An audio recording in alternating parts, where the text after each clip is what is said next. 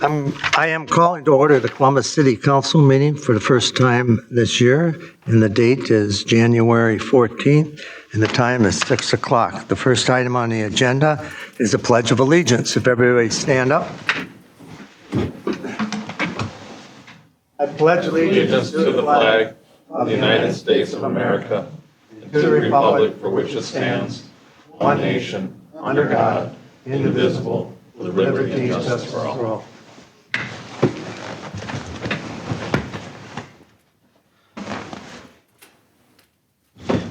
The third item on the agenda is the adoption of the agenda. Anybody like to make a motion?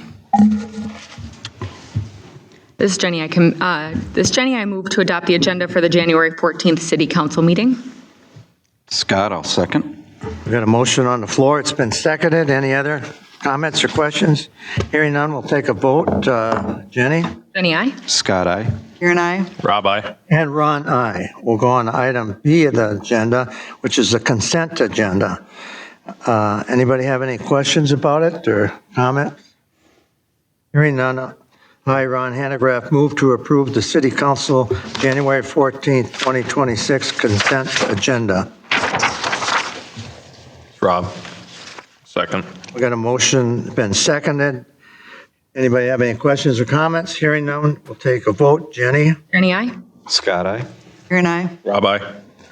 We'll go on to item number C, presentations and items for council's action. First item is a public forum. Is there anybody out there, Gina, that wants to come up and talk to the council?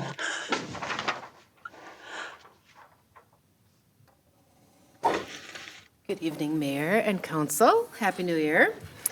I'm with the Columbus Lions, Gina Shervin from the Columbus Lions, and we are just wondering if we could do like a give a book, take a book stand out by where our bench is out in the park, or if that's not a good area where you guys would see fit. We just think it's a great idea to keep kids reading, adults reading, that sort of thing. We would build it, obviously put the books in there, maintain it, that sort of thing. And then if our budget allows, we want to do like a little doggy treat container and dog bowl and dog leash thing so they can sit there and relax and read a book or whatever that might be. So that's why I'm here tonight.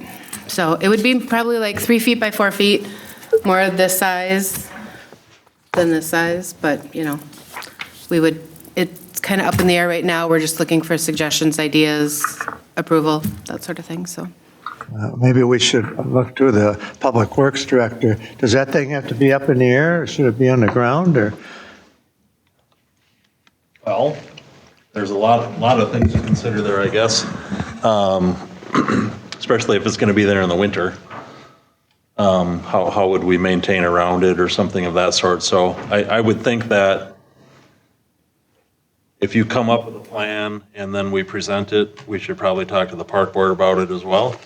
Yeah. But I think we can come up with some sort of agreement. I don't think that's a bad idea. I see them all over the place, so I see people stopping and using them. So, I mean, I think anything that we can add to draw people to the park is a good thing. So, looking at what you just kind of showed, I would have some questions about that. Like, would it just sit on the ground? Would there be a concrete pad? You know what I mean? Right. There's some things that I think, you know, we would need to discuss, but I think we could come up with something that would definitely be feasible in my world. So. And if it would make it more convenient, you know, to put it up here by this, you know, City Hall somewhere, we can do that as well. We were just thinking, we have that bench over there. It might be a nice place for people to sit and relax, but we're open to suggestions. So, or thoughts? Those books back in the community center, who do they belong to? I have no idea. I think the seniors, maybe? I'm not sure. Okay. Not sure either. I like the idea. Go ahead, Rob. Yeah, thanks, Ron. I like the idea.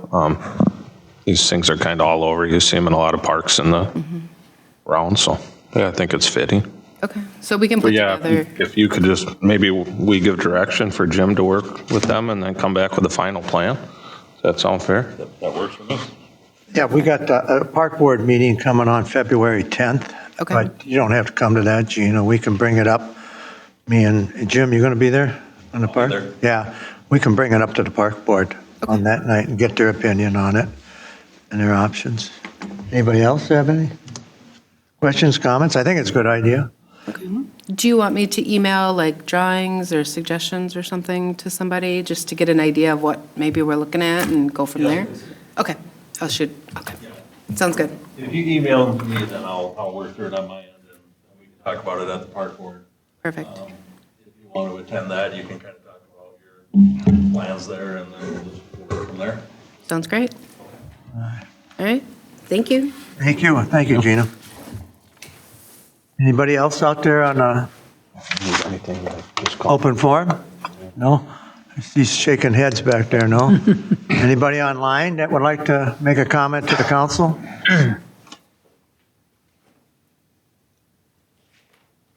Seeing no action online, we'll close the open forum and go on to item number 2, the city council. What? Was there something, Jeff? Oh, I've seen you moving, I think. We'll go on to item number 2, city council liaison appointments for commissions, committees, authorities, boards, other positions, and watershed organization districts. Assignments of city council persons to commissions, committees, authorities, water management organizations, and other public advisory boards as liaisons or members are recommended by the mayor and confirmed by the city council. I'll review the following commission, authority, and committee appointed positions that Mayor Hanegraaff has recommended for city council approval. For deputy mayor, Mayor Hanegraaff has recommended that Rob Bush be the deputy mayor for 2026. For the commission board committee assignments, which would be the planning commission and parks board, Mayor Hanegraaff is recommended for the liaison with Karen Fleming as the alternate member. The Planning Commission liaison serve on a quarterly rotating schedule. Councilmember Jennifer Latin is recommended for the January-March appointment, followed by Scott Wendell for April and June, Karen Fleming for July, September, and Rob Bush for October through December. And if you all need to swap any of these times, just please feel free to work that out among yourselves and just let me know. For the fire board, Ron Hanegraaff and Rob Bush are recommended for appointment as the 2026 council members to the Forest Lake Fire Board with Scott Wendell as the alternate member. For the Anoka County Sheriff's Office, the liaison is assigned and Scott Wendell is recommended for this position. For the Public Works Advisory Board, Rob Bush is recommended to be appointed to this position. For the Sunrise River Management, Water Management Organizations, and other watershed management districts, Karen Fleming and citizen member Tim Melchior were appointed at the City Council Columbus meeting for 2026 on December. The reason for this early appointment was the Sunrise River WMO met before the City Council meeting tonight and needed to have a quorum and a treasurer elected. Cities also required to be members of the Rice and Coon Creek Water Management Districts. Members on these boards are appointed by Anoka County. Steve Wagaman is the Columbus representative for the Rice Creek Water Management District. It is recommended that city staff, though, monitor the agendas of these meetings to see if there's a need for Columbus representation and attend as necessary. Council members will be notified of the meetings and should notify staff if no more than 2 desire to be present. Forest Lake Cable Commission is recommended that Scott Wendell be appointed as the council member to serve on this, and Jeff Durain be appointed as the citizen member. I've spoken with Jeff, and he did agree to serve. For the Personnel Committee, Mayor Hanegraaff and Jennifer Latin are recommended for the 2026 appointments to this committee. This committee meets as necessary and is in the process of having an ordinance prepared that will outline more of the duties and the schedule of meetings for this committee. For the Fall Fest Committee, Jennifer Latin is recommended as the 2026 appointment to this committee. For the Economic Development Authority, Jennifer Latin is recommended as the other council person to serve on the authority. The mayor is prescribed in the bylaws as being an automatic member of the authority. Citizen members are Judy Huntosh and Keona Prokop, with 1 seat remaining vacant that hasn't been filled. So those are the recommendations of the mayor, and at this time, Staff is seeking approval, or the mayor is seeking approval of these for confirmation. Yeah. I don't know if I should make, I've talked to most everybody here about the appointments, and just to make things clear, the reason I appointed Rob to the deputy mayor is because he's been on the council so long. He understands the process, and I'm sure he could do a good job on there. The other commissioners, commissions and things like that, I looked at the length when we have an election coming up this year. We don't know who's going to be here and who's not, so I look at the ones that are going to be here for the next 2 or 3 years, which would be Jennifer and Rob. So that's how it kind of sets up. And Scott, I put you down. I didn't tell you about the fire board and that, and also because you have a history in the law enforcement, being natural for you with Anoka County. So I hope everybody's happy with what they got. Does anybody's got a problem, let me know, you know. I'm good, and thank you. Appreciate the, We have to make a motion on this? You have to make a motion, correct? Would it be good for me to do it? No. This is Karen. I'll make the motion. I, Karen Fleming, move to approve the liaison position recommendations by Mayor Ron Hanegraaff for the City of Columbus commissions, committees, authorities, boards, other positions, and watershed organizations / districts. This is Jenny, I second. We got a motion on the floor. It's been seconded. Any other comments, questions? Hearing none, we'll take a vote. Jenny? Jenny, I. Scott, aye. Karen, I. Rob, aye. And Ron, aye. Thank you all. Next item on the agenda is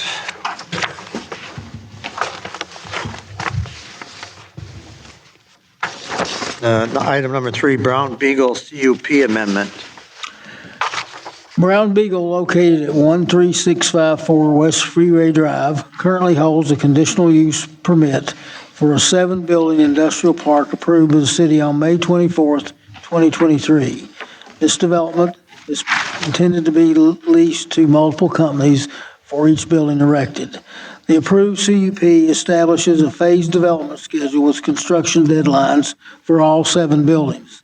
The applicant is requesting an amendment to the CUP to allow additional time to complete the project. The Planning Commission held a public hearing on the requested CUP amendment on December 17th, 2025. The Planning Commission recommended approval of the CUP amendment at their January 7th, 2026 meeting. Staff and the Planning Commission recommend approval of the Brown Beagle Industrial Park CUP amendment for a time extension on their project phases, and that any cannabis-related business be required to comply with the performance standards outlined in City Code 7A-825, including the requirement that any cannabis-related business obtain an individual CUP conditional permit. Any comments or questions on this? So we had that automatically was zoned for that through what we talked about before? As far That as being, area? as far as being zoned, Well, as far as the cannabis, yeah, and if any that cannabis, was one of the quadrants we talked about, That- accepting that in. that's correct. That would be a permitted use in that area. Sure. I think it'd be an odd spot next to a sports training facility, but But, you thinking know, out loud. But it is, and what we had identified there was restricting the use of those cannabis-related businesses to that area really in the freeway district. sure. Thank you for the explanation. This is Karen. Just a question. Do they pay any additional fees for extending their term on the contract, or? You can require them to, but we didn't think that was worthy of this recommendation, so there were no extra fees for that. Thank you.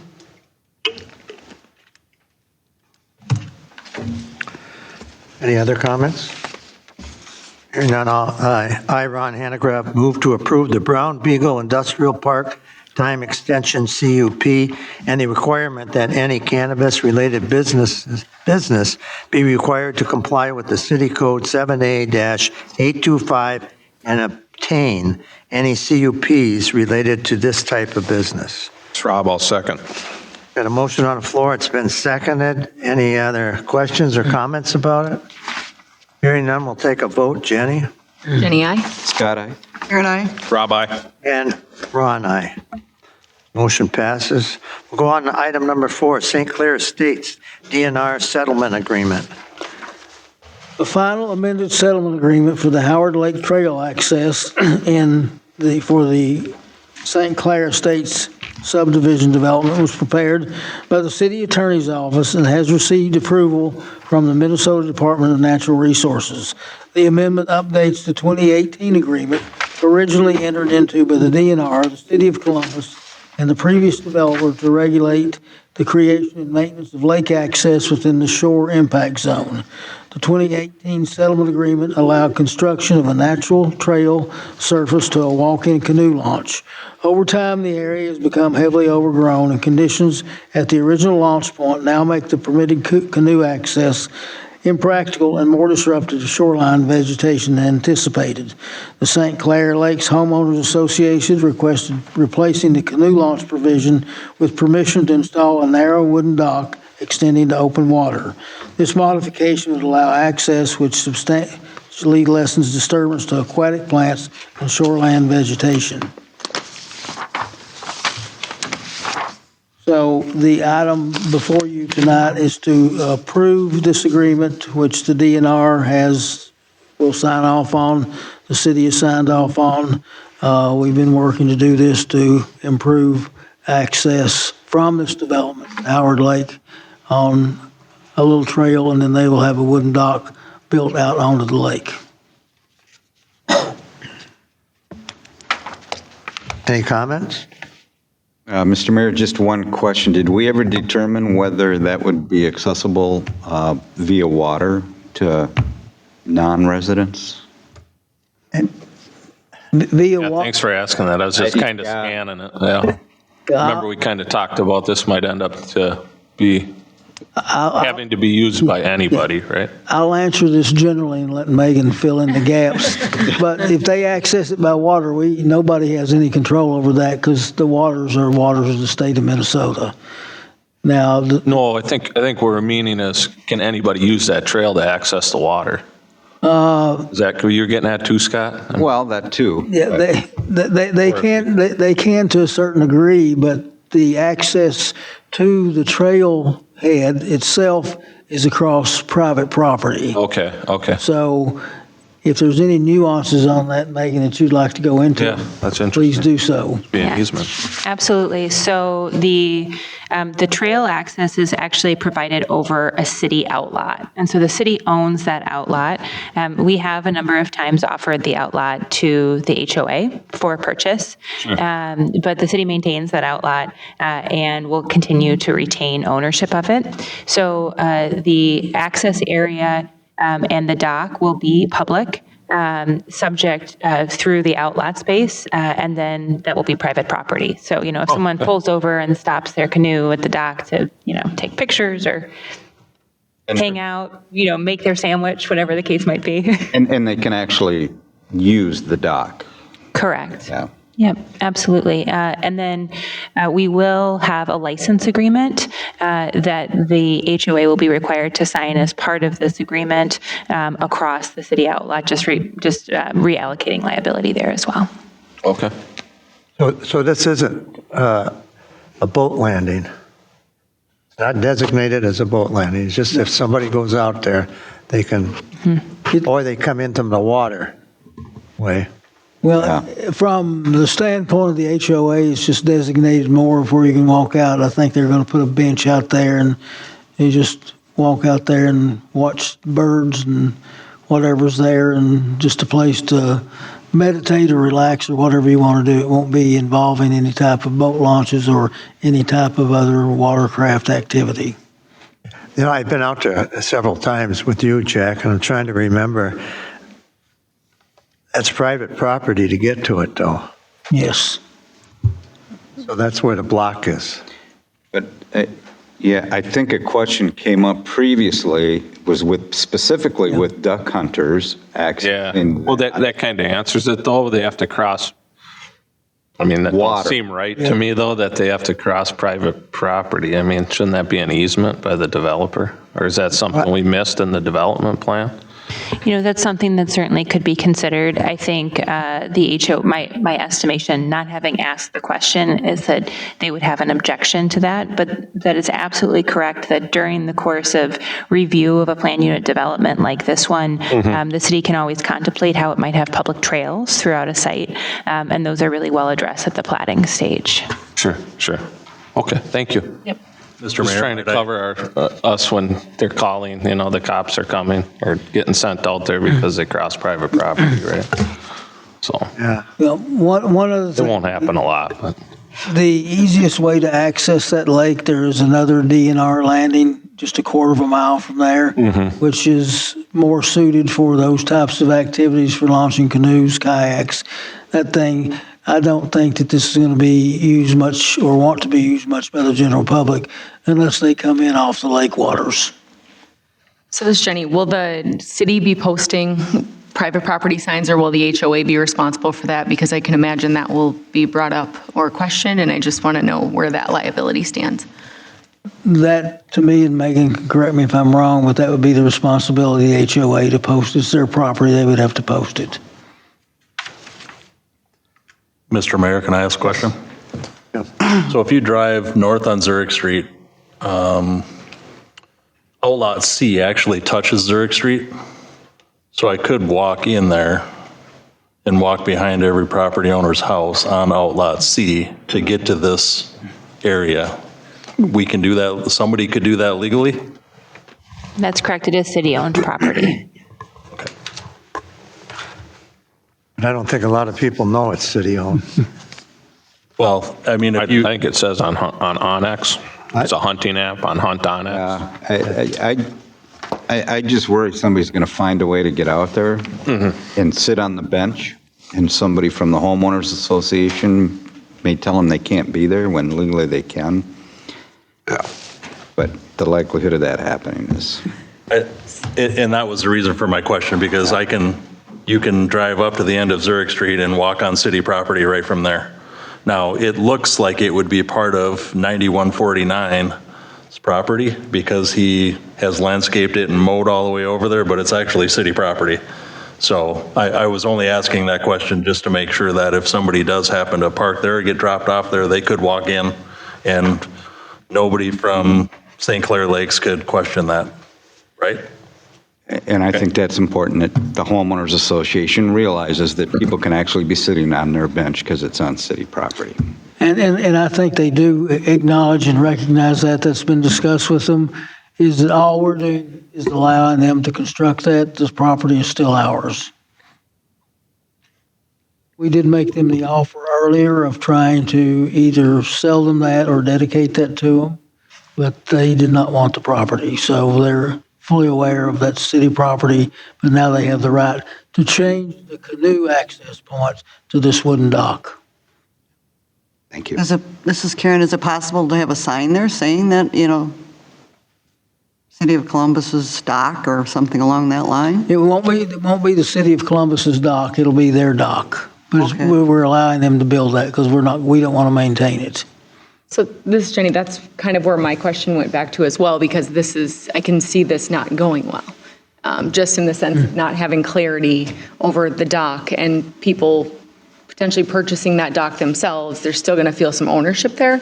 And so I think it was a very good means to an end to try to, work through this with them because they wanted the improvements to the trail and things like that. But without really clearly defined posted signage on where people can and cannot be, I can see the police getting called or the sheriff coming out and things like that. So I just think really defining what that signage looks like is very important. And the city could actually post that on their portion that they own or at the entrance of that one trailhead, so it's aware that anybody that wants to go down there, there's real ownership and it can be used by the public from that point on. Well, this is similar to the parkland we own down off of Howard Lake Drive. It's the same thing, but you don't get, Rob, you go by there a lot. Where's that? The park, the old parkland there on Howard Lake Drive. Yeah. I mean, hardly anybody goes down there, right? Have you ever seen anybody? No, a couple people park on the road there on Iverson, and then they walk in duck hunting there. They go through the park. Yeah, they walk through the park. They've been doing that forever. Yeah. I don't see a real issue in it. I mean, it's like everything else. It's new right now. It's to us. But Jack, you've been there and I've been there, and the bugs are there, and the weeds are over your head. I mean, you have to be a duck on it to be, want to go. It's not like. Yeah, you'd have to really be into it, but it will happen. We just got to be aware of it. Yeah. Or some kids that want to go down there and fish off it. Ride their bikes down there. I don't even think you could fish off at the water, so. No. It was this year anyway. Sure. Anyway, we can move. But, any other comments? Hearing none, I'll make a motion. I, Ron Hanegraaff, move to approve the amended DNR settlement agreement for the Howard Lake Trail access to allow, is that Howard Lake Trail? Am I wrong here, Jack? It's Howard Lake Trail access. Okay, to allow a wooden dock to open water in lieu of a canoe access launch. That threw me off to Howard Lake. Yeah, why? I mean, I It's don't. Howard Lake. Oh, okay. Yeah, I was The lake is thinking- Howard Lake. I was thinking Howard Lake. I keep going to your road. Yeah, Yeah, right. which is on Mud Lake. So everybody, did everybody understand that? Yes, this Jenny, I second. Okay, thank you, Jenny. There's a motion on the floor. It's been seconded. Any other comments? Any other questions? Hearing none, we'll take it for a vote. Jenny? Jenny, I. Scott, aye. Karen, aye. Rob, aye. And Ron, aye. So, happy trails, St. Clair. I see Mark on there. I think that's him. Whatever. Go to item number D, consultant liaison and staff reports. The engineer, city engineer, Brian? Yes, good evening, Mayor and Council. This is Brian Bachmeyer, the consulting city engineer. The one item that's listed here is a partial payment number 2 for the tennis court improvements. Since the last partial payment, looks like they've completed some additional fencing around the site. Work remaining to be done include the posts and nets, restoration, and the divider fence. The recommendation is to approve partial payment number 2 in the amount of $15,675. Stand for any questions the council may have. They'll finish her up then in the spring. Any other questions? Anybody want to make a motion? This is Scott. I move to approve pay estimate 2 in the amount of $15,675 for the City Park Tennis Court Project. This is Karen. I'll second that motion. Got a motion on the floor. It's been seconded. Any other comments? Questions? Hearing none, we'll take a vote. Jenny? Jenny, I. Scott, aye. Karen, aye. Rob, aye. And Ron, aye. The motion passes. Anything else there, Brian?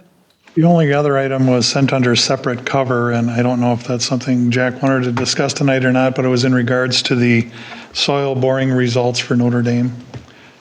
Yeah, if you just want to review those basically with us and give us an update on when we expect the soil borings back from the properties that we're looking for a water tower site. Sure, absolutely. So in regards to the Notre Dame, I did have a cover memo that went out, but the conclusion was the existing soils underneath the pavement is satisfactory and there's no deficiency, so there's no need to consider any soil correction, and the base level of asphalt appears to be solid. So really, we're only dealing with a defective wear course.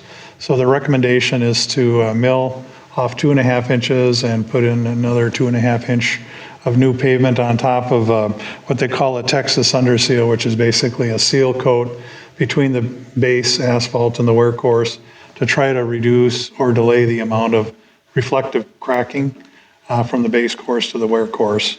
That was a recommendation that came out of the borings from AET. We did revise the cost estimate to reflect that recommendation. So the cost estimate does include the 2.5 inches and the Texas seal. And we also had the realignment of the intersection with Kettle River Boulevard.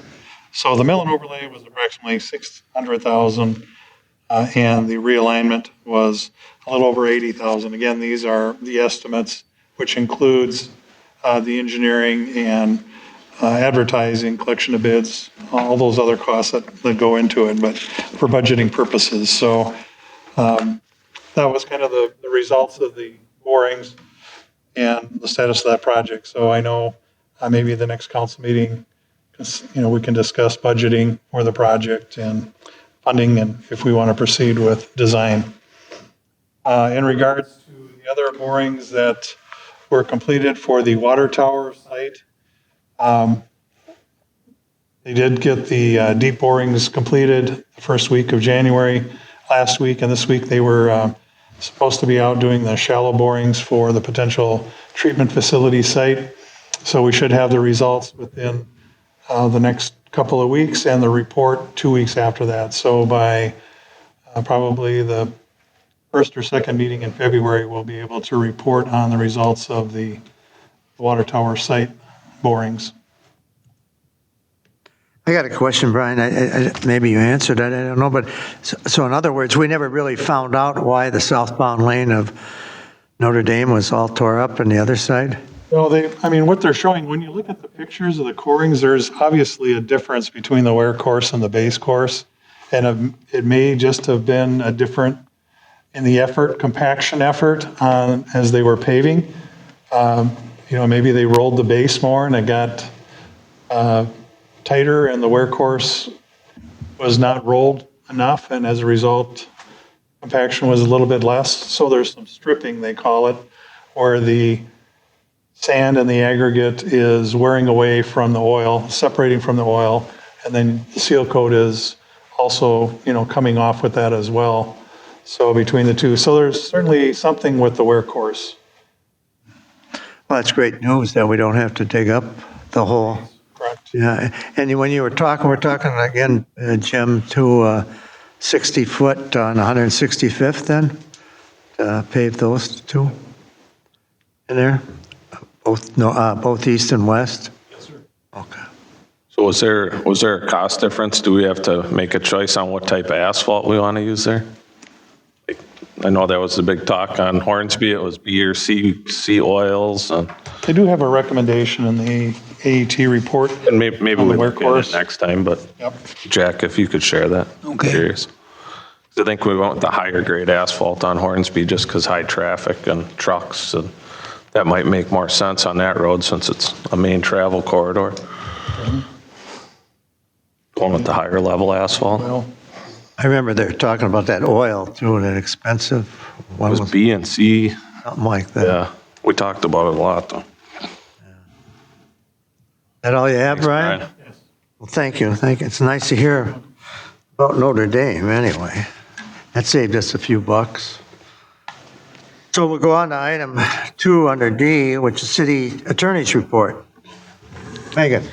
Yes, Mr. Mayor, members of council, over the course of the past several weeks, you've reviewed and discussed the context around the request from American Tower to amend its lease. So just by way of reminder, the city has a lease with American Tower for a single provider on its existing cell tower.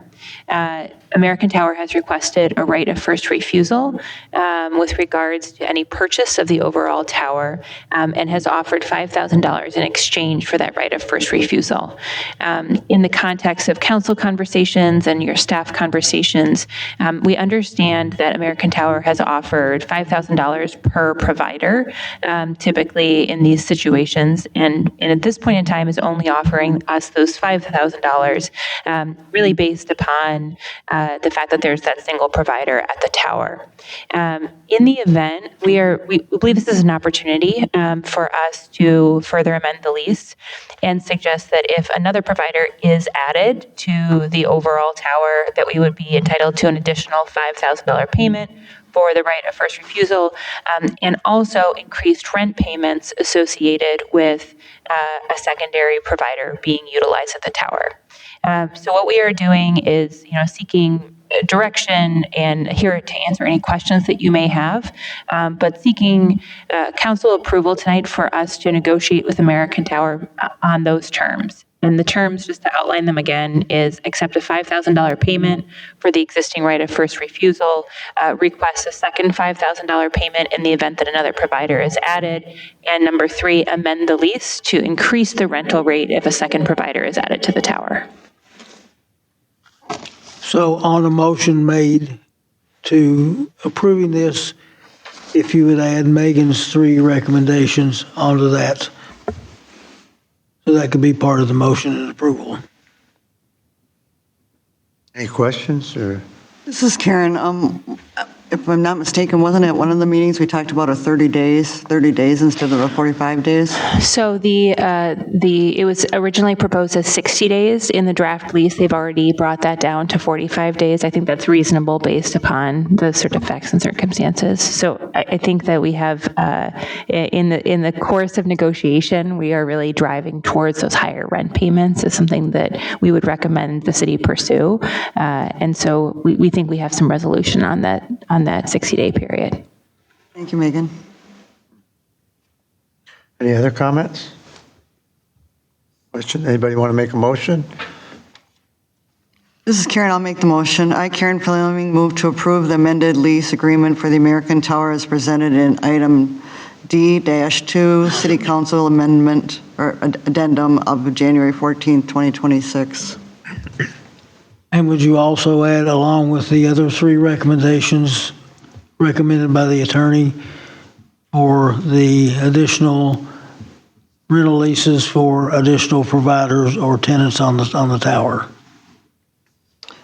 I, Karen Fleming, move to approve the pay estimate 2 in the amount of $15,675 for the City Park Tennis Court project. Oh, that's different. Was that different? We're off. You're off. No, I think it was a 7,500 for an additional, was it? So what I would suggest is the motion is you move to approve the amended lease agreement for American Tower as presented in the item D2, subject to the following additions. Number 1, an additional $5,000 payment if a secondary tenant is added to the site. Number 2, negotiation of a new base rent based upon the addition of a secondary tenant to the site. And what's my number? And the payment of the $5,000 for the existing right of first refusal to the site. And that is the motion that's before this body at this point in time. As stated by general counsel. Exactly. As stated You by can just say what General Megan Counsel, This is said. Karen Fleming. I make that motion. This is Jenny, I second. Okay, we got a motion on the floor. It's been seconded. Any other comments? Yeah, Mayor, I do recall the 45 to 30 day too being stated in. Yeah. So I'm wondering what happened there. Megan. The original request was a 60-day timeline. Jack mentioned, or I should say City Administrator Davis had mentioned that to the provider, they already brought it down to 45 days. We certainly can make a request for a 30-day notice period and make that as an additional amendment to the proposed lease agreement. And the only reason I bring it up is because I thought we had a consensus to do that, to bring it, to go back and ask for the 30 days. Absolutely. So the appropriate action would then be to amend the motion to request to limit the notice period for that 30-day return with regard to the right of first refusal. Okay. So we got a motion on the floor that's been added with the 30-day. So we'll start over again. Anybody want to address that motion? Jenny? This, Jenny, do we need to repeat, so we can just second the revised motion? You should make a motion to amend the motion and then This is Jenny, I make a motion to amend our current motion to include the 30-day. to include the 30-day period for right of first refusal. Okay. And then you want to vote on the amendment? You'll need a second Make the first. second, and then vote on the amendment, and then go back and vote on the original motion. So I apologize, but I don't want to go back and. Yeah, you need a second on that? I'll second it. Okay, so Rob, The amendment. so no other discussion on that one. Okay. Please. All right, we'll take a vote. Jenny, aye? Scott, aye. Karen, I. Rob, aye. And Ron, aye. Now, you need to go back and vote on the original motion again. Yep, so you've now put the 30-day timeframe on the original motion. Now you need to vote on the whole thing. Okay. All right, we got that down, though. The whole- I got it, yep. So now you just need to vote on Karen's original motion. Okay, we're going to vote on Karen, and that was seconded by who? Original motion, I think. Jenny. Jenny. Okay, so any other discussion on that? No, Hearing Mayor. none. Jenny, you want to start the vote? Jenny, I. Scott, aye. Karen, I. Rob, aye. And Ron, aye. Cross that one out there and get it out of here.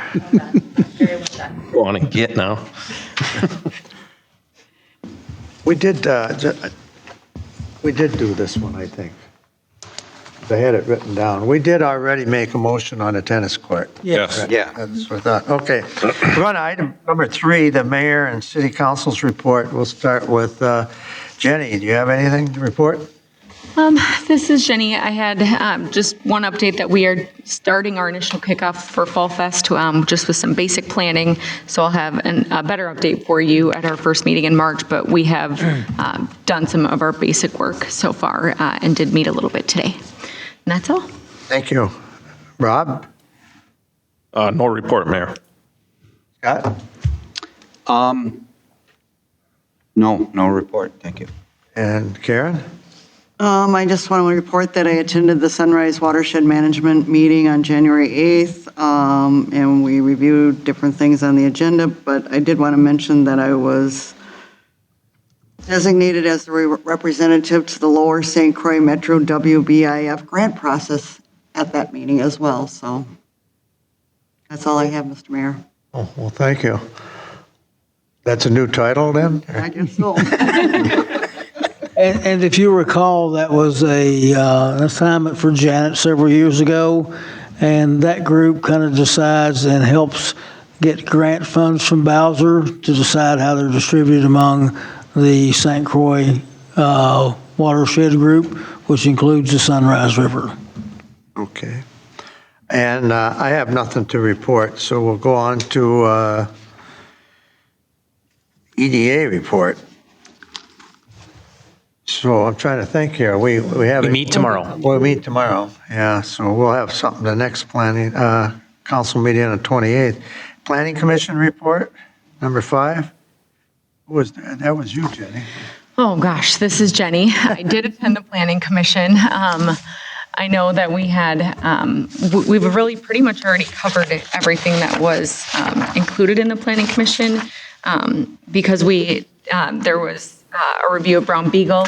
So I don't know if we potentially want to move the Planning Commission to the beginning of our meeting because it generally will cover what goes on in our meeting today. Right. But there was mainly an update with Brown Beagle and it was a pretty quick meeting beyond that. And Robin Wood was made chair. And then Kim Snell was made vice chair of the Planning Commission. And then Eleanor had her last day as well. So that was pretty much the majority of the updates from the Planning Commission meeting last week. I think most of us were there, or Yeah. it was 11 minutes long. Yeah, it was not- I just it was remember. quick. It was 11 minutes. And speaking of that, Jack, like this Forest Lake Times, do we have to vote on this? For them to be our notification or? Official paper? Official. Wasn't that in the consent? No, we've already approved it. We approved that in the consent agenda, Okay, I'm yes. sorry, I Yeah. didn't catch that. Okay, now we'll go on to Public Works report. Jim? No report, Mr. Mayor. No report. City Administrators report. Only having one meeting. Jack? Next. Excuse me, Ron, go ahead, I'm sorry. Oh, no, we're up to you now, the City Administrators report. Okay, I attended a open house meeting for the Lexington Avenue reconstruction project yesterday evening at Coon Lake Beach. That construction will begin in the spring of 2027. They're entering into the final stages of design. It's a pretty straightforward, simple project, and it'll go from the intersection of Broadway and Lexington north to 185th and Lexington to the north, which is the street that runs into Coon Lake Beach as you go west. The second part of that project will be done. The date is yet to be determined. That's the one that goes around Coon Lake Beach and comes out then at the new Highway Department maintenance facility. So 2027 is the projected construction date for the Lexington portion of that from Broadway north to 185th Avenue. The other thing I have to report is that we received a small cities grant in the amount of $22,000. The funds from this come from MnDOT and are administered by MnDOT, and they are restricted to transportation projects. So we have 3 or 4 that qualify right off the bat, and then once we find out what's going on with Hornsby Street, we'll know where the final allocation of these monies will go, or where we recommend that they'll be approved to go. The other thing that I wanted to do, we have an amended city planner job description. And with the resignation of Eleanor Hahn as the assistant city planner, staff is requested to authorize for this vacancy. Due to the current job market, attraction of a qualified candidate for that job is going to be a challenge. Eleanor's salary for 26 would have been $71,230, and the top of that scale is $75,800. There are 2 similar positions open in Ham Lake and East Bethel that are currently being advertised, with the position in Ham Lake having a salary range of $74,000 to $93,000, and a senior planner position in East Bethel for a salary range of $86,000 to $105,000. The East Bethel job is a higher job classification than the Ham Lake or the one proposed for Columbus. In these application processes, Ham Lake has had 2 applicants over 4 weeks, with none being qualified. And East Bethel has received 1 applicant, but that applicant requested a mix of remote and in-office scheduling, which was not acceptable to them. The city of Forest Lake also was in the market for a city planner here recently, and their applicants that they received, none of them were qualified nor recommended, but they did have an applicant recommended by one of the consulting firms, which I think they eventually hired. With the changes in the metro area job market, we must recognize that some flexibility will be required to fill the planner position. Staff is questioning approval to advertise for a city planner with a salary range of $65,000 to $80,000. This range would also be subject to annual cost of living increases. The amended city planner position is exhibited in attachment 1 of your packet and what was sent to you in an earlier email today. So what we're requesting is a move to approve the amended city planner job description and authorize staff to advertise for this position. One of the other things we recognize too is we said this is going to be a challenge to fill this position. We may have to look at other means like sending some information out to the universities in the area that do offer programs in this to see what their spring graduating class is going to look like. Maybe to approach the consultants we work with to see if they have any leads, but this is going to be a tough one to fill in terms of staying within our salary restrictions and our current wage scale, but also in finding a qualified candidate. So we do request, though, that the amended job description be approved and you authorize us to go ahead and advertise for this position. I got a question after we do this. Anybody have any comments? I was just wondering, you didn't talk to Dean, did you? We haven't talked to Dean. No, he'll be one of the people that we seek out, though, to see if he has any recommendations or any contacts that we can go after, too. So everybody knows Dean Johnson, so. Well, yeah. Oh, okay. Ms. Jenny, I have one question. So then with moving from an assistant planner to a city planner, would then we move away from Dean services? I know Dean was paring back a little bit as well. We'll be moving away from Dean services regardless of what we do, because Dean is going to be moving away more from us. So, I think he's restricting his hours more, and he indicated the last time I talked to him that he would soon probably be giving this up entirely. So this will be a collaborative effort to find. Correct. Okay. We'll be able to utilize Dean for some things. One of the reasons we want to do this as a city planner, it's the attractiveness of the title.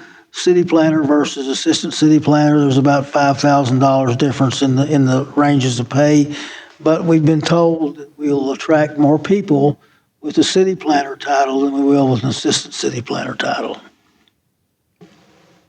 Mayor?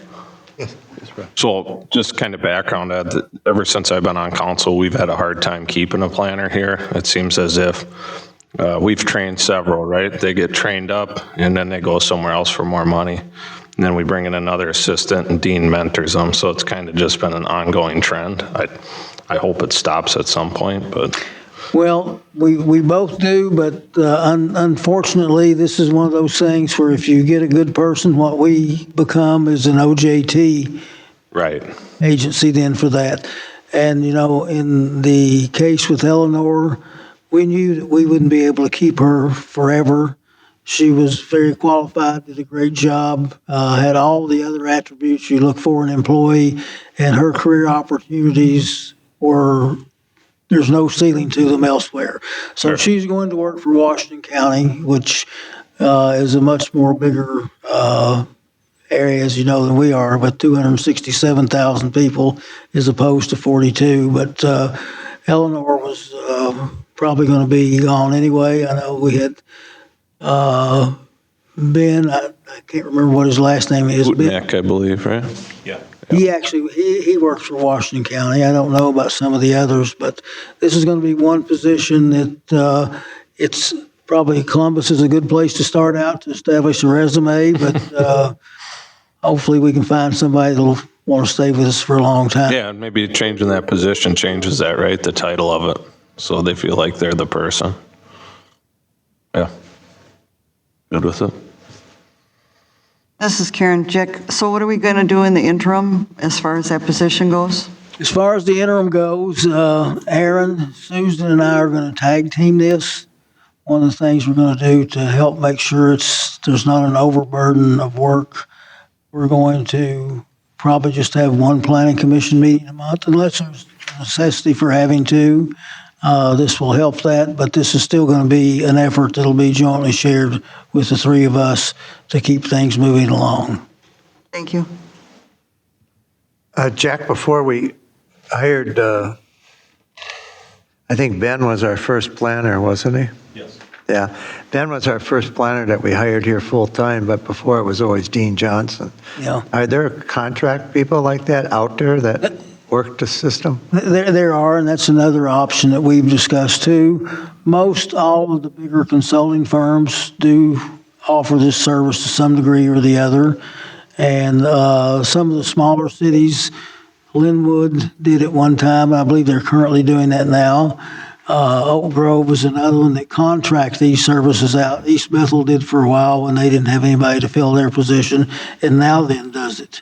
But there's some others that probably do it too, but that is another option too, especially if things should get really busy. Well, I look at Ellie. Ellie was a multitasker.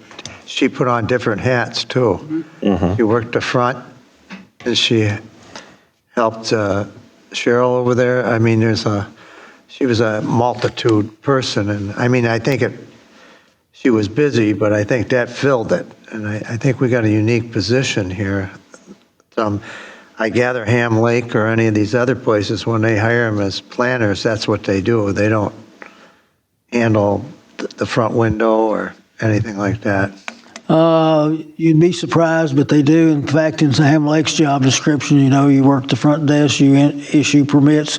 Permits can be burning permits, building permits, whatever. So they will have some other responsibilities, and part of it will be back up to existing city staff. Oh, so that's common then? It is. Okay, thank you. The only uncommon thing was that Ellie did it better than anybody else. Yeah. That was a known fact. Any other questions, comments? Well, I'll make the motion. I, Ron Hanegraaff, move to approve the amended city planner job description, authorize staff to advertise for this position. Scott, I'll second. Motion on the floor. It's been seconded. Any other comments, questions? Hearing none. Call for vote. Jenny? Jenny, aye. Scott, aye. Karen, aye. Rob, aye. And Ron, aye. Motion passes. Say, Mayor, I just have a question going back to Jack's report on the Lexington Avenue meeting. I know when I was campaigning, there was a resident on Lexington Avenue concerned about that. Were there any voices concerned at that meeting you attended about the realignment of the S-curves? That'll be part of the second project. The S-curves are not part of this one. This one only goes from Broadway to 185th. The S-curves, if you go east, you go about a quarter of a mile and you get into the first S-curve, and then you go north and you get into the others that go around the park entrance. So that'll be on the next project. Okay, thank you. The only issue that was discussed there was the detour is rather circuitous, but other than that, there weren't too many questions asked. Okay, we're going to item E, announcements and reminders. City Hall will be closed on January 19th, 2026. The EDA meeting is tomorrow night, January 15th, 2026 at 4 p.m. The Park Board meeting is changed from our agenda. It's to February 10th, 2026 at 5:30 p.m. Planning Commission meeting for January 21st, 2026 has been canceled. City Council meeting January 28th, 2026 at 6 p.m. And the LGO meeting is January 28th, 2026. I just want to ask a question to you, Jack. Did we ever talk to anybody? They were going to talk about that at the LGO meeting. They're going to talk about the rifle hunting and whatever, that new law, not new law, the DNR dropping that requirement. Is anything going to happen at that meeting? All they'll do is just give an update. It'll be Chief Deputy Sheriff Bill Jacobson that will give that report. Jessica Slavic will be here, and I've talked to her. She'll be here at our council meeting on February the 11th, and she'll give us an update on what was discussed at that meeting and Mr. Jacobson's report to the local government officials. Okay, thank you. And Rob, did you get a hold, did Al Newman ever get a hold of you, Fire Board? In regards to? There's a meeting coming up on the 22nd. We don't I'll have be a there. time, but this has to do with the hiring of the deputy chief. Okay. He said he sent one, but I just want to make sure you know it's a 22nd, and it'll probably be around 4 o'clock. Sounds great. So the last item, is this a motion I have to make now? Yes, that's a motion. It'll send us into closed session. Okay. I'll make a motion. I, Ron Hanegraaff, move that the city council meeting be closed to consider the sale of city-owned real property identified as PIN, PIN 24-32-22-11-0011 pursuant to the Minnesota Statutes, Section 13D.05, Subdivision 3, parentheses C, parentheses 3. What that means, everybody, that you have to leave the council chambers. We're going to have a closed session. Thank you very much.